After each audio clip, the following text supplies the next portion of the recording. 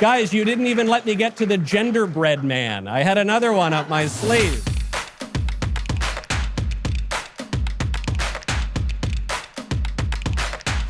It's very telling that when the left attacks the right, the left tries to intimidate us, tries to censor us, and puts words in our mouth that we never said. When the right attacks the left, what do? We present the left's words back verbatim, very often on video. Tells you a whole lot about the difference between the left and the right.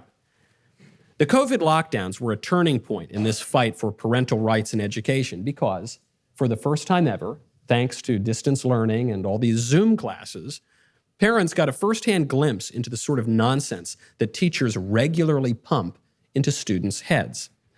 Parents did not like what they saw. They saw teachers in middle schools, in elementary schools, sometimes even preschools, presenting kids with sexual classroom materials, such as the gender unicorn. Are you familiar with the gender unicorn? Some of you are, and some of you are lucky, and you've never encountered the gender unicorn. Here. Do we have... I knew the gender unicorn was going to do it. I knew that was going to cause the students to walk out. That's a very articulate salute from one of these students. Raising high that creepy flag. All right.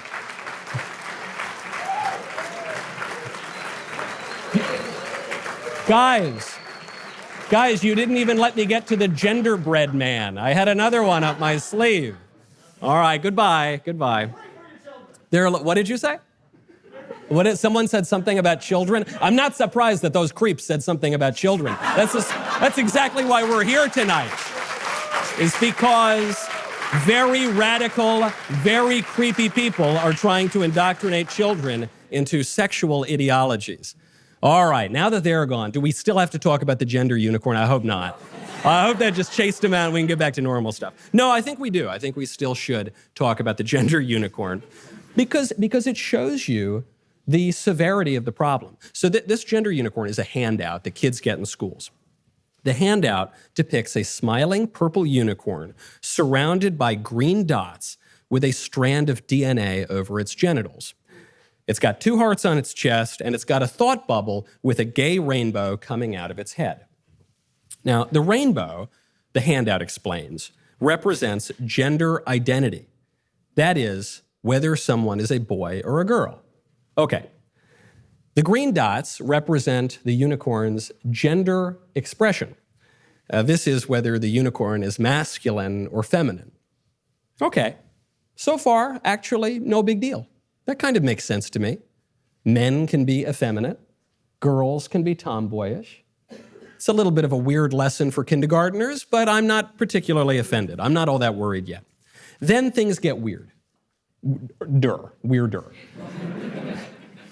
Then we get to the DNA over the genitals. And here, according to the handout, we see the sex assigned at birth. Female, male, or other. I don't know. Now we've gone from a lesson describing basic facts about human nature to a lesson peddling a radical and false gender ideology, transgender ideology. Next on the handout is a heart representing physical attraction, and finally another heart representing emotional attraction. Men, women, or other.